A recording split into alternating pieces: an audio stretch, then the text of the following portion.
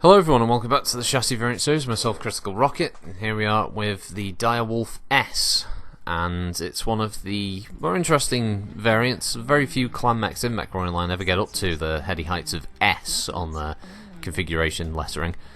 We've skipped over a couple because they're for some reason just absent from the game. There's no C variant, there's no Delta variant, although that's understandable, no Hag 40s in the game.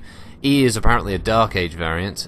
H does use heavy large lasers, so that could be added. And so yeah, that leaves us with the S and the remaining W. The S is a urban fighter, and as such comes with an LB-20, 5 medium pulse lasers, 2 machine guns, a pair of streak 4s, and a large pulse laser. It's also supposed to come with anti-personnel pods, but obviously those things aren't useful in the game, and are probably replaced with armor if previous changes by PGI are to be taken into consideration. I think the Hellbringer added extra armor in place of the A-pods that it's supposed to have. So yeah, it's a pretty capable close-range fighter. It's also, I think it's unique as being the only Direwolf that's jump capable. It has a whole 3 jump jets, which are not removable from it, as jump jets are locked into the chassis. So if you do decide to use any of the Direwolf S parts that include them, just be aware that they will be factored into your weight. And as such, this is quite an effective fighter. Again, the loadout does sound frighteningly hot, but it's 6 energy hardpoints, 3 ballistics, and 2 missile. You've got 1 energy in the left arm, a ballistic, 2 energy, and 1 missile in the left torso, a center-mounted missile, a ballistic and 2 energy in the right torso, 1 ballistic in the right arm, and a head-mounted energy hardpoint. It's all over the shop. Equipment all over the place. And yeah, it doesn't really stand out much more from that. Max speed is still 54 kph, despite the extra addition of things like jump jets and the such. The engine wasn't messed with. It doesn't have any other specific equipment for it. But it's quite powerful. I do like the combination of the streaks and the pulse lasers. The machine guns are a nice bonus when you are running on high heat. I linked them to the streaks because you're only going to be firing them at near point blank range anyway.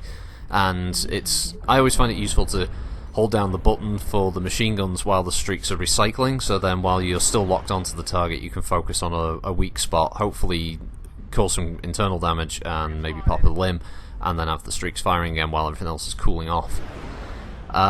This was a pretty good fight as well. I thought it was a good demonstration of how much of a good punch that this mech can have in tight confines. I guess it was kind of a lucky map to actually get a semi-urban focus map, although we don't go into the actual city because they're spawned on the other side of the dock side of Crimson.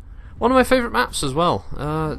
Do quite like it. I initially had a bit of a sort of dislike of Crimson because of the gameplay always focused around the saddle, but the saddle pushes seems to have become a thing of the past, and now it's mostly focused around this dock fighting and tunnel fighting, and yeah, I don't know, it's quite fun. It creates quite a little choke point, and you got the right builder, you're in the right position, you can do some good damage, get some good kills, and I've seen some really good pushes on Crimson Straight in the past that have worked out quite well. And I also especially like this map for its conquest locations. It's one of the few that don't feel too badly placed.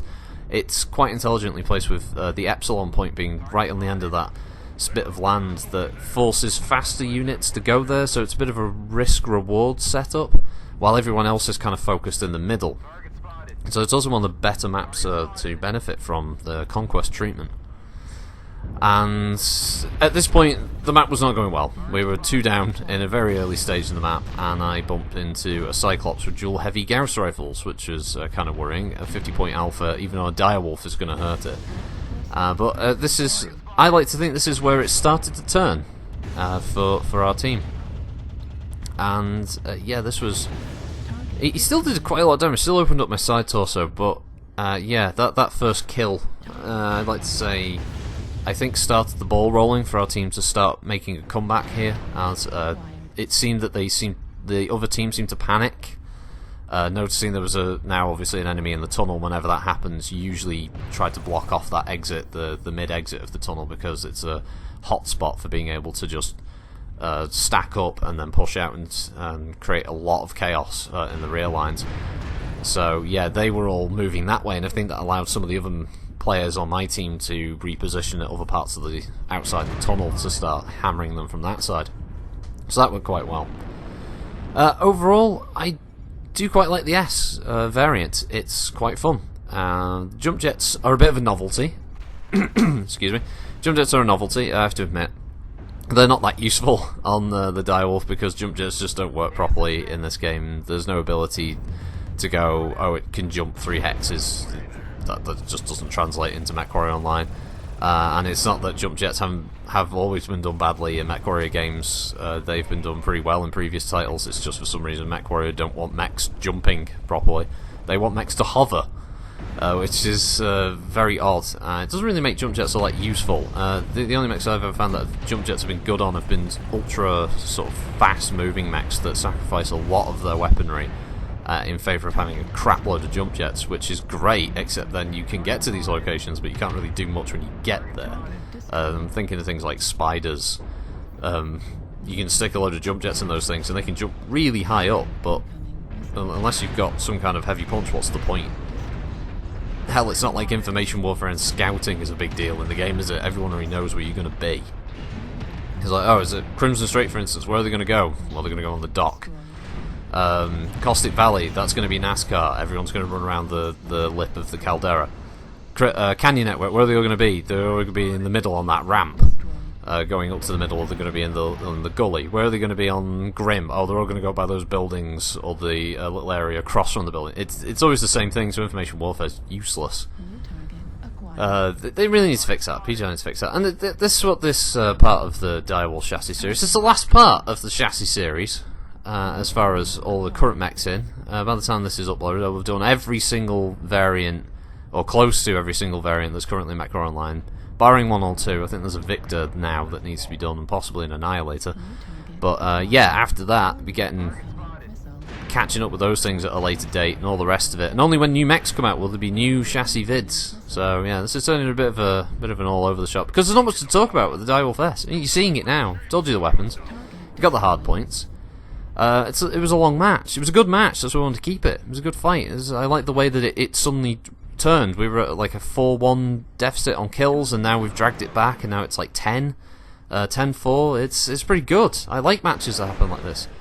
I'd love to see more matches go like this. You know, there's a sudden switch around, snatching a victory from the jaws of defeat, that kind of thing. Not the other way around, which I've seen happen a lot in MechWarrior, of snatching defeat from the jaws of victory. It's always one of my favourite ones, that.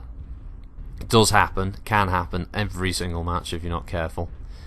So, yeah, the match is pretty much over at this point. There's a couple of their enemy fast movers left. They did a remarkable job. They were very smart. They played to the strength of the map, and yeah, they got the win. So that was that. They won on points but didn't win the battle. So I kept this one because it was a good fight. So thanks for watching, everybody. Have a good week, and I'll see you next time. Bye!